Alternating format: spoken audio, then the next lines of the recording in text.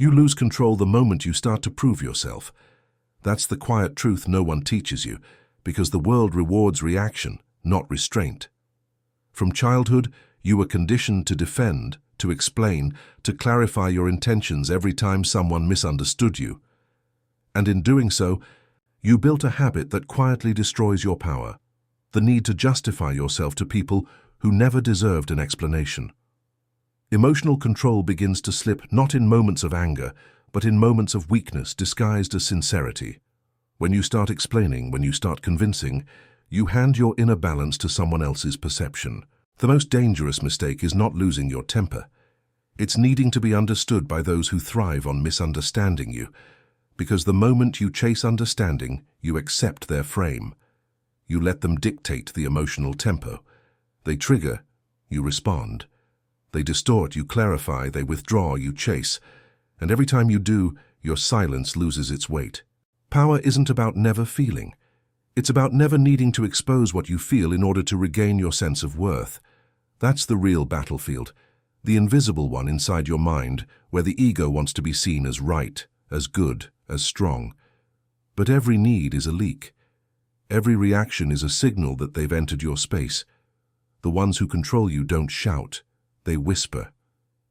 They plant small doubts that make you question yourself, and then they watch you unravel trying to restore the image you think they destroyed. That's how emotional slavery begins, not with chaos, but with self-defense. You think you're setting the record straight. In reality, you're confirming that they have the power to make you explain yourself. The more you talk, the weaker you appear. The more you react, the more predictable you become. And once they can predict you, they can control you. Emotional control isn't about silence alone. It's about silence that refuses to negotiate its own dignity. When someone accuses you, let their words fall flat. When someone withdraws affection to provoke you, stay still.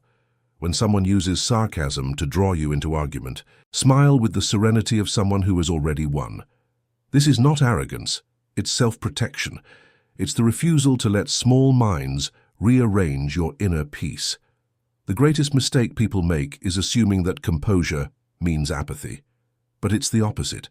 Composure means you feel everything, but you act on nothing until the emotion becomes clear and clean. It's discipline in motion. The moment you let emotion dictate your next step, you surrender your rhythm. You lose your timing. And in the realm of power, timing is everything. Those who wait before responding always see more. They observe not just what's said, but why it's said. They sense the intention beneath the tone. They see the manipulation hidden in the gesture. And that awareness makes them untouchable. Because once you can see through people, you stop reacting to them. You start observing them instead. Observation is detachment in disguise. It allows you to stay calm when others drown in their own noise.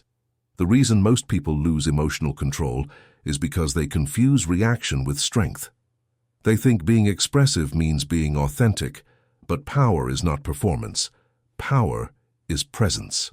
When you can stand in the middle of chaos and not let your heartbeat change, you become something people can't define and therefore can't manipulate. They call you cold, distant, unfeeling, but that's only because they can't read you anymore. Emotional control is not the suppression of feeling, it's the mastery of response. It's looking at someone who tries to provoke you and thinking, "You don't get to decide my state." That's real freedom, when no one can move you unless you choose to be moved. Every time you lose control, you reinforce the illusion that others have authority over your emotions. You make their approval the currency of your calm. And once your peace depends on external validation, it's no longer peace. It's dependency disguised as connection. The wise understand this. They speak less because they don't need to prove what's already true. They know that reacting is cheap, waiting is expensive, stillness costs more, but it pays in clarity. The mistake that makes you lose control is simple. You take things personally. You interpret every delay, every silence, every disagreement as an attack on your worth. But people's behavior says nothing about you and everything about their inner condition. To internalize their chaos is to make it your own. You can't be free while you're busy managing the emotional storms of others. There's a strange kind of vanity in overreacting. It makes you believe that every situation requires your immediate attention. But nothing weakens the spirit more than being emotionally available to everything. Discipline is choosing where your energy belongs. It's saying no to emotional noise, even when your ego wants to engage. It's learning that silence is not passive. It's protective. You lose control when you fight battles that never needed your sword. Some people bait you not because they care, but because they're bored. They want to see if you'll descend to their level. Don't. The more you explain, the more you descend. The more you defend, the more you become the accused. The only true defense is calmness, because calmness suggests power, and power makes attackers rethink. When they realize you can't be provoked, they withdraw. You disarm them not by fighting, but by being indifferent to the need to fight. That's the paradox of control. The less you try to control others, the more control you gain over yourself. You begin to see that emotions are energy, and energy must be directed, not spilled. When you direct it inward, toward reflection, discipline, and purpose, you create gravity. People feel that gravity. They sense that they can't shake you. And that's when respect begins. The most powerful people are not those who dominate rooms with words, but those who dominate their inner dialogue. The ones who know when to say nothing and let others expose themselves. The ones who know that emotional restraint is not weakness. It's warfare conducted in silence. Every reaction you suppress adds to your power. Every silence you hold builds your mystery. And mystery is magnetic. It's what draws attention without asking for it, but the undisciplined mind wants immediate release. It wants to respond, to assert, to prove. That's how you lose everything you've built, by chasing validation disguised as victory.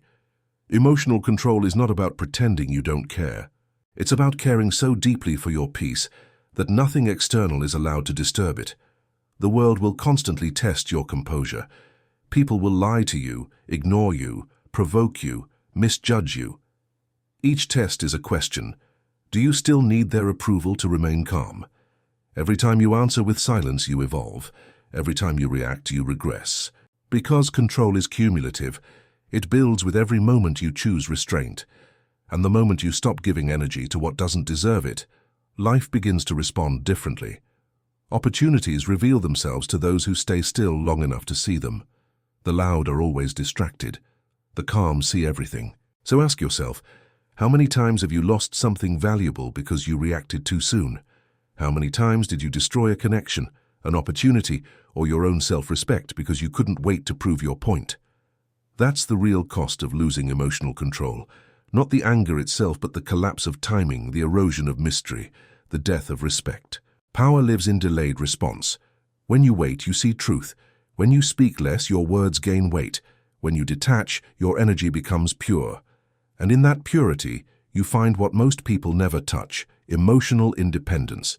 That's when peace stops being a mood and becomes a state.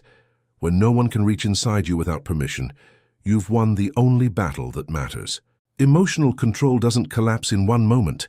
It erodes through 1,000 small reactions. You don't lose your power because someone insulted you. You lose it because your mind decided that their opinion was a mirror. That's where the fracture begins. When your sense of identity becomes dependent on external reflection.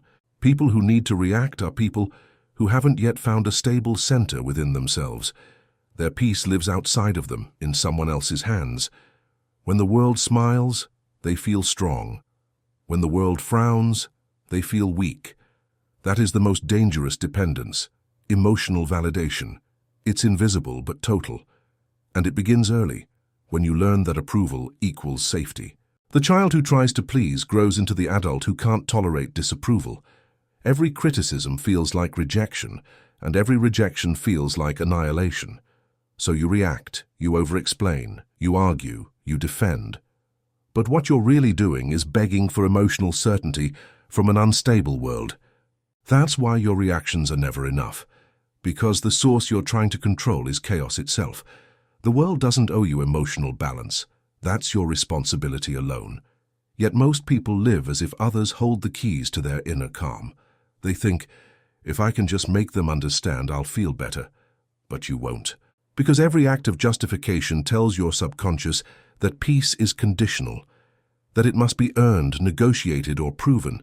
And once you believe that, you'll never stop reacting. You'll live in emotional debt, always trying to pay for approval with pieces of your peace. The Stoics understood this centuries ago.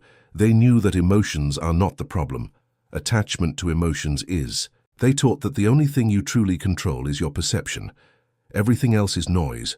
When you forget that, you fall into the trap of reaction. You start confusing other people's instability with your responsibility to fix it. You let their moods rewrite your reality. And soon you become addicted to emotional drama, not because you like it, but because it feels like proof that you still matter. That's the paradox. People who lack self-control crave chaos because it gives them temporary identity. If you don't know who you are in stillness, you'll define yourself through reaction. You'll need conflict to feel alive. That's why detachment feels unbearable to the emotionally undisciplined. Silence terrifies them because it confronts them with emptiness, and emptiness reveals how little control they actually have. But that emptiness is the birthplace of power. Only when you stop reacting do you start hearing your real thoughts. Only when you stop explaining do you realize how much energy you've wasted on trying to be seen correctly. The truth is, people don't see you as you are. They see you as they are. You can't correct their perception without entering their chaos, and the moment you step into their chaos, you become part of it. That's why detachment isn't cruelty. It's clarity. It's choosing not to drown in someone else's projection. The reason people lose emotional control is because they internalize what isn't theirs.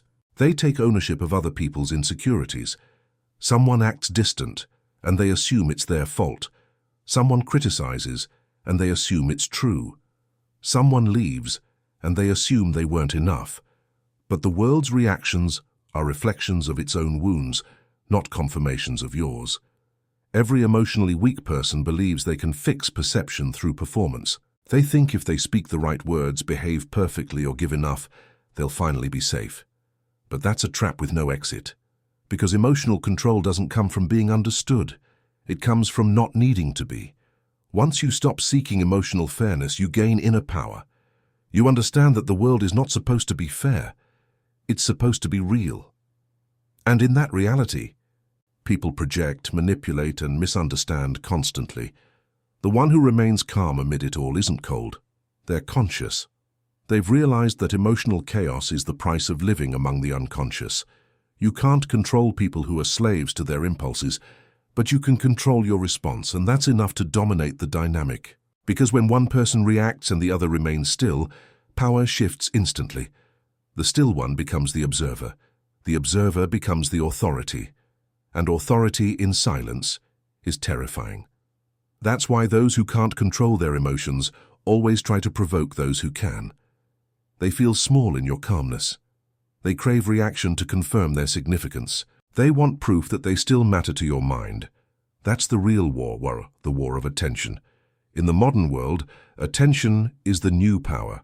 Whoever makes you react controls you, because reaction is attention, and attention is energy. Every time you react, you feed the system that weakens you. But when you hold silence, you starve it. You become unpredictable. And unpredictability is the foundation of psychological dominance. The quiet person in the room controls the rhythm because everyone else dances around their mystery. They project their assumptions, their fears, their insecurities, while the quiet one simply observes. That's power. It's not theatrical, it's invisible but undeniable. You don't have to dominate through noise. You dominate through absence, through the tension that silence creates. People fill silence with their own guilt, insecurity, and fear. That's why the most strategic move is often no move. Let them expose themselves while you conserve energy. That's what the masters of control understand. A power is never about display. It's about conservation. Every reaction drains you. Every restraint builds you. The psychology of reaction is the psychology of dependence. The more you react, the more you reveal that your emotional state depends on external influence. The less you react, the more you demonstrate autonomy. And autonomy is rare. That's why it commands respect. When people can't read you, they start respecting you. When they can't predict you, they start fearing you. Fear is not the goal. But it's often the first stage of respect in the unconscious mind. People trust what they can't shake, and they can't shake someone who refuses to be emotionally manipulated. This is where you begin to transcend ordinary interaction. You stop playing emotional chess with people who don't even understand the board. You stop defending yourself against projections that have nothing to do with you. You become the mirror, calm, reflective, and untouchable. People will still project, but now it bounces off instead of sinking in. The mistake that causes loss of control is internalization, allowing emotions that aren't yours to become part of your system. When you detach, you return those emotions to their rightful owners. You say without words, "This is yours. I don't carry what isn't mine." And that's the essence of mastery. To walk through emotional storms untouched, to let noise pass through you without leaving residue, to observe without absorbing. That's what separates the powerful from the ordinary. The ordinary react to survive, the powerful pause to understand. And that pause, that small space between stimulus and response, is where all strength is born. It's where the mind becomes a fortress. Every reaction that never leaves your lips becomes a brick in that fortress. And soon, your presence itself becomes intimidating. Not because you try, but because people sense that you can't be provoked. That's the kind of power that doesn't need to announce itself. It radiates, it changes the atmosphere of any room you walk into. You become unshakable not by pretending to be calm, but by actually being calm, because you've seen the pattern and broken it. Once you understand the psychology of reaction, you'll never fall into it again. You'll see that anger, anxiety, jealousy, or defensiveness are not spontaneous. They're programmed responses to perceived loss of control. The world trains you to equate control with expression, but true control is expression withheld. It's the ability to choose your timing, your tone, your silence. Every master of influence understands this. They don't speak to be heard, they speak to be remembered. And sometimes being remembered requires saying nothing. Because silence, when held with intention, says everything. Restraint is not absence, it is direction. Most people misunderstand emotional control because they think calmness means suppression, but suppression is weakness. It's the act of forcing the storm underground, where it grows unseen until it erupts. True restraint is mastery, not denial. It's when you channel what you feel into stillness so powerful that others feel it without you having to speak. The mistake people make after losing emotional control is trying to appear unbothered, rather than actually being at peace. Appearance without inner alignment is tension disguised as composure. It fools no one. Your energy reveals your truth before your words do. Authority, therefore, isn't about pretending to be calm. It's about becoming so internally stable that nothing can pull you off balance. Emotional authority radiates from people who no longer need to perform calmness, because they've transcended the need for reaction altogether. You can't fake that kind of control. It's born from a decision. The decision to stop letting others dictate your rhythm. Everyone wants control over their life, yet few understand that control begins with emotion. The body follows the mind, and the mind follows emotion. If you can't command your inner state, you'll never command the external world. That's why restraint is sacred. It's the bridge between emotion and power. It's how passion becomes purpose. The moment you master restraint, people start treating you differently. They feel the gravity of your silence. They notice that you don't react to what others do, and that unsettles them, because people expect predictable behavior. They expect defense, explanation, reaction. When you give them stillness instead, you interrupt their pattern. They can't play their usual games with you. You take away their favorite weapon, predictability. That's when power begins to shift. Authority starts where reaction ends. When you no longer need to prove your worth, your presence becomes its own statement. You don't have to convince anyone you're in control. They feel it. Emotional restraint is a force that commands attention without demanding it. It creates tension, but not the chaotic kind, the kind that makes people lean in. They sense something you're holding back. They feel the weight of what you could say but choose not to. That mystery, that silence, becomes magnetic. It's why people respect the quiet ones in every room. The less they reveal, the more others project value onto them. Restraint turns you into a mirror that reflects other people's insecurities and fascinations. They start wondering what you're thinking, what you're planning, what you're feeling, The truth is you're not hiding, you're observing. Observation is the foundation of authority, because to lead minds you must first see them clearly. Those who react can't observe. They're too busy fighting illusions. Those who restrain see the entire field, every motive, every weakness, every opportunity. Power comes from perspective, and perspective is born from stillness. The emotionally undisciplined act before they understand. The disciplined understand before they act. That difference defines who holds control. The more you cultivate restraint, the more energy you conserve. Energy is the real currency of dominance. Most people waste it trying to be understood or validated. The few who conserve it develop an aura that others can feel. That aura is why some people walk into a room and shift its temperature without saying a word. You can sense their focus, their quiet confidence, their invisible boundaries. They don't chase respect, they attract it, because people instinctively respect those who don't seek it. When you stop reacting to every emotional wave, you create a frequency of your own. Others adjust to it. That's why restraint is not passive, it's commanding. It rewrites the emotional tone of interactions. The loud become quieter around you, the aggressive become cautious, the manipulative become uncertain. Your calmness becomes a mirror that exposes their instability, and the more they reveal, the less you need to. Authority is not loud, it's anchored.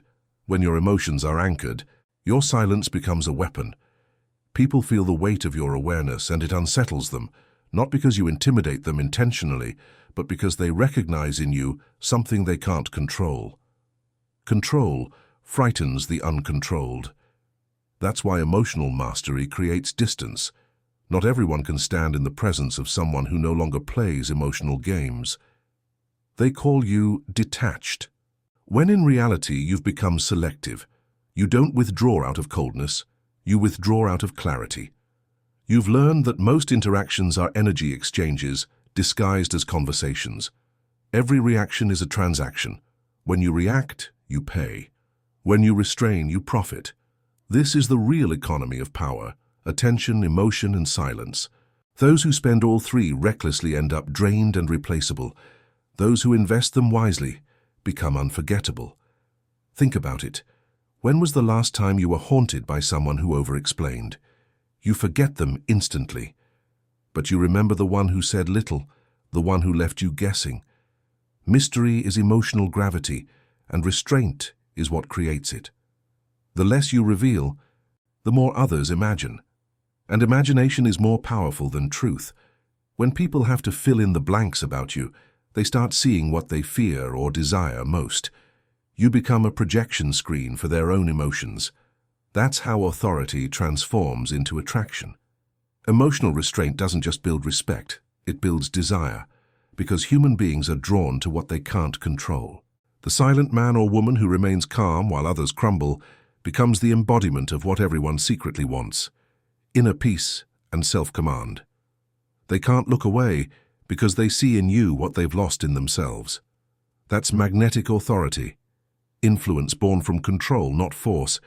It's why the most powerful leaders, thinkers, and lovers all share the same trait: emotional restraint. They never show the full hand. They never rush to explain. They never compete in chaos. They wait. They observe. They act only when the outcome is certain.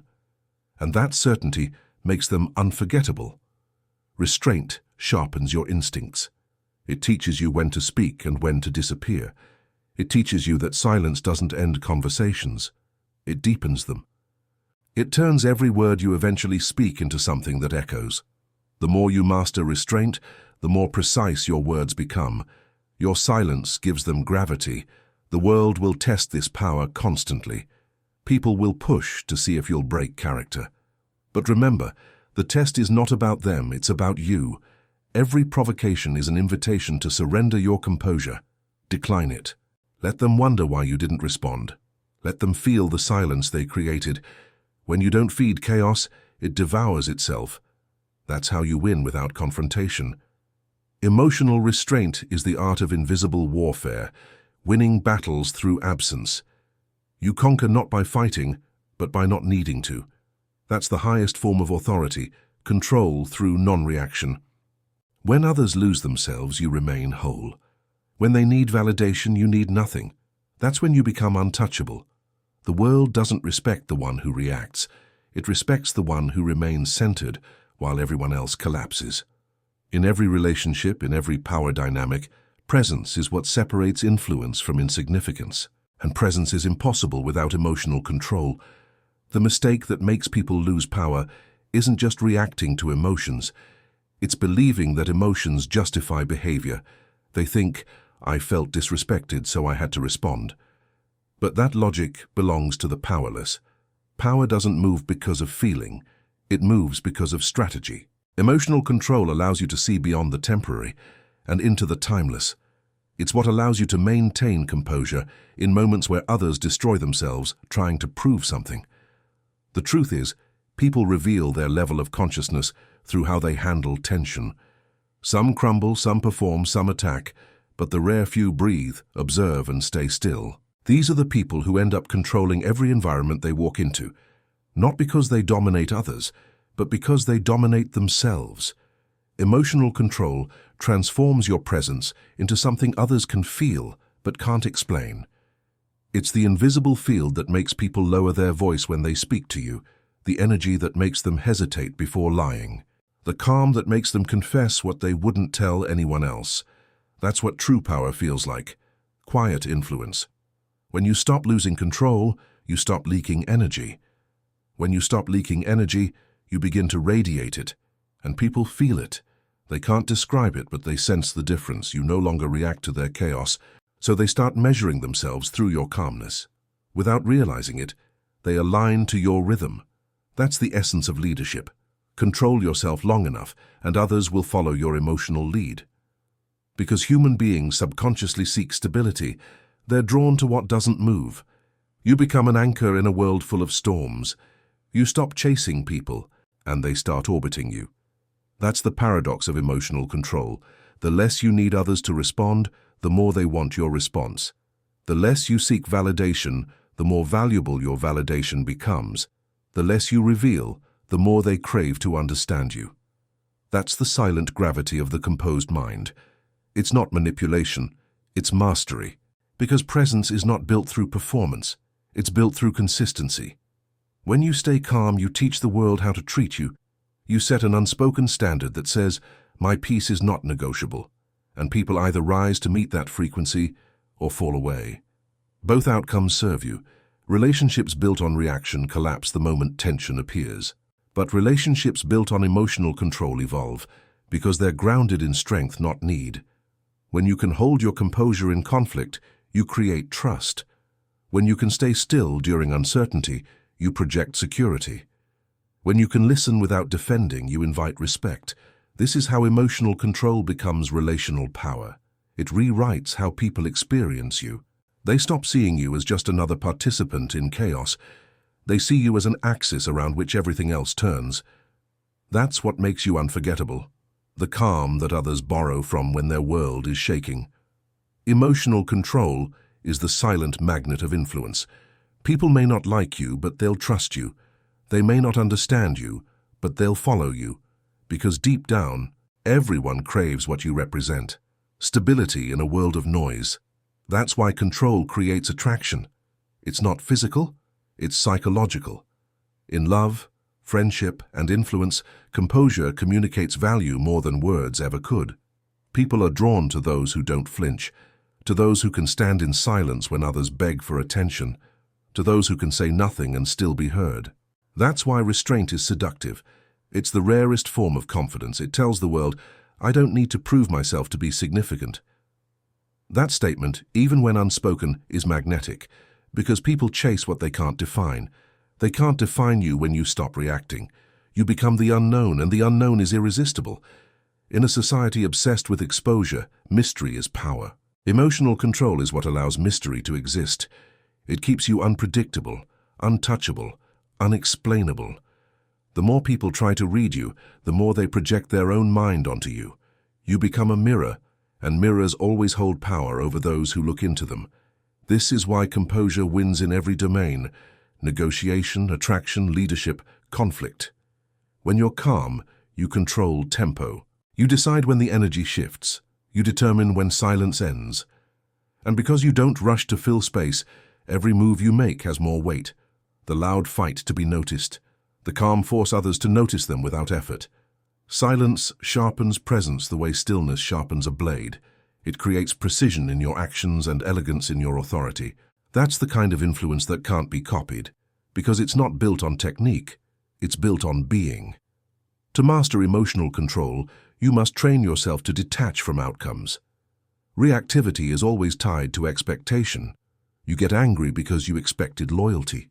You get sad because you expected understanding. You get anxious because you expected certainty. But expectations are illusions of control. The emotionally powerful person expects nothing, but prepares for everything. They live without attachment, which means nothing can break them.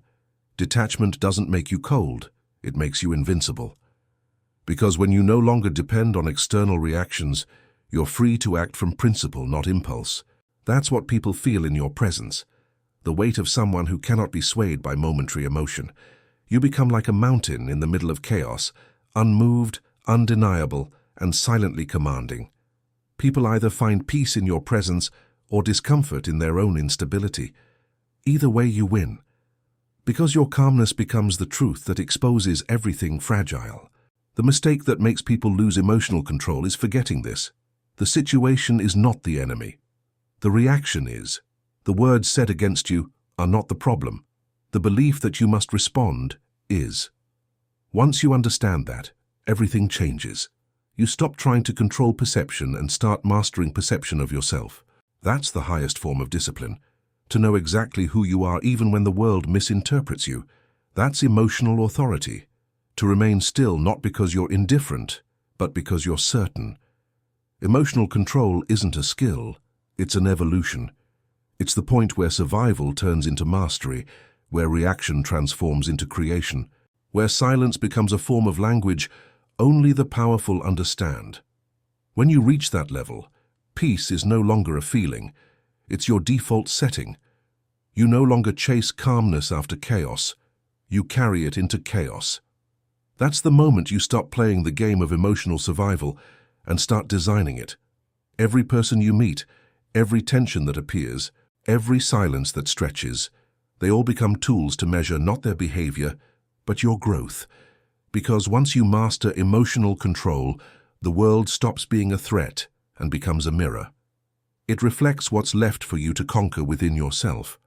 The mistake that makes people lose control is believing that emotions must always be expressed to be healed, but that belief keeps them trapped in cycles of release without resolution. They keep venting, reacting, explaining, but never evolving. Healing doesn't come from emotional exposure. It comes from emotional understanding. The one who controls emotion doesn't suppress it. They study it. They turn anger into insight, jealousy into awareness, pain into precision. Every feeling becomes information, not instruction. You feel it, you analyze it, you extract its lesson, and then you release it without residue. That's maturity. That's strength. Because emotional control is not about being emotionless. It's about being untouchable. It's when your emotions no longer override your values. When your heart can burn and your mind still remains clear. When you can stand in the fire of rejection, betrayal or loss, and still not flinch. That's the kind of strength that terrifies people because it cannot be negotiated with. It's the end of dependency. And dependency is what emotional chaos feeds on. The world wants you to react. It needs you to feel threatened, insecure, desperate. Because reaction is consumption. Entire systems profit from emotional instability. They need you to chase, to compare, to prove. That's why calmness is rebellion. Every time you stay composed in a world built on distraction, you're breaking a pattern designed to enslave you. Emotional control is freedom disguised as stillness. You no longer need validation because you understand the architecture of your worth. You no longer chase closure because you've realized that silence closes what words cannot. You no longer fear distance because you've discovered that separation is where strength grows. Once you understand this, you stop being a participant in other people's emotional games. You become an observer of patterns, a strategist of energy. You learn to read people without absorbing them. You start noticing the ones who speak to provoke versus those who speak to connect. You see through manipulation with surgical calm. You no longer fall for emotional bait because your self-awareness has become your shield. This is what real composure feels like, an unshakable neutrality that can't be bribed by emotion or broken by ego. When you reach this state, even conflict becomes graceful. You don't fight to win, you allow others to defeat themselves through excess. You don't correct lies, you let truth reveal itself through time. You don't demand respect, you command it through presence. That's the level of silence where power begins to whisper through everything you do. Because silence, once understood, becomes the most articulate form of communication. It tells the world that you see everything but owe no explanation. It tells those who wronged you that forgiveness doesn't require reconciliation. It tells chaos that you don't dance to its rhythm anymore. Your silence becomes your statement, your composure becomes your defense, your restraint becomes your victory. And this is where most people misunderstand emotional control. They think it isolates you. It doesn't. It elevates you. The calm are not lonely. They're sovereign. They don't need company to validate their worth. They connect out of abundance, not emptiness. That's why their relationships feel lighter, their influence deeper, their energy more precise. Because when you no longer react to every vibration, you begin to choose which frequencies deserve your attention. You become the curator of your reality. That's the ultimate form of freedom, selective presence. To be everywhere in potential but nowhere in chaos. To give your energy only where it multiplies, never where it drains. To speak only when silence no longer serves.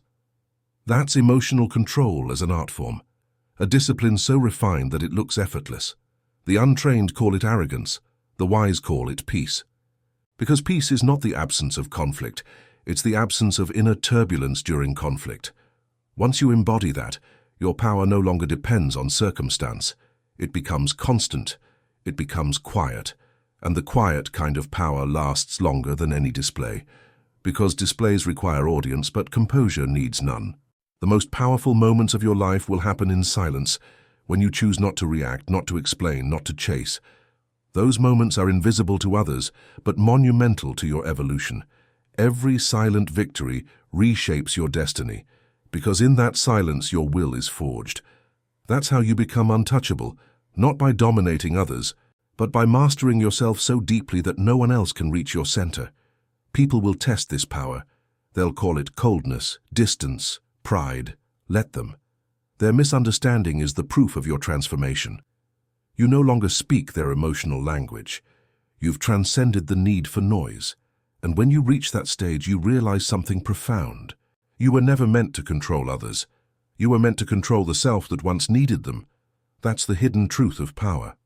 Control isn't about dominance. It's about direction, the ability to guide your energy, your attention, your emotion toward what builds you, not what breaks you. And when you do that long enough, the world adjusts to your frequency. People respect your silence because it no longer feels like absence. It feels like authority. You become both calm and commanding, both gentle and unshakable. You become the embodiment of balance. That's what emotional mastery really is, balance disguised as mystery. So let them wonder, let them question, let them misinterpret your calmness as distance. Because those who misunderstand your silence confirm its power. They're still slaves to what you've already conquered. You no longer chase understanding. You embody it. You no longer seek control. You are control. And when that realization settles in, you'll see that silence isn't just the absence of reaction. It's the proof of evolution. It's the final stage of strength, the power that no one can take because no one can reach it. So stay still, stay aware, stay unbothered, because the moment you master your reaction, you've mastered your reality. Silence isn't the absence of power. It's the proof of it. Subscribe. Because real power doesn't shout, it whispers.